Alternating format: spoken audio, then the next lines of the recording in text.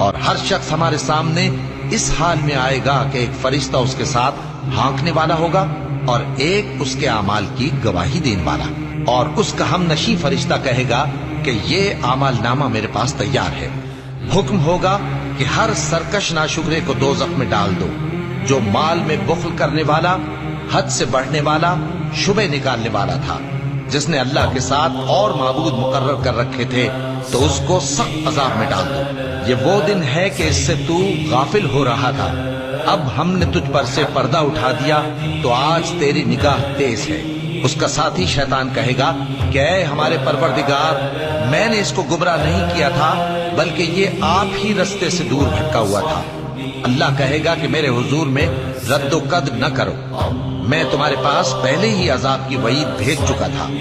میرے ہاں بات بدلہ نہیں کرتی، اور میں بندوں پر ظلم کرنے والا نہیں۔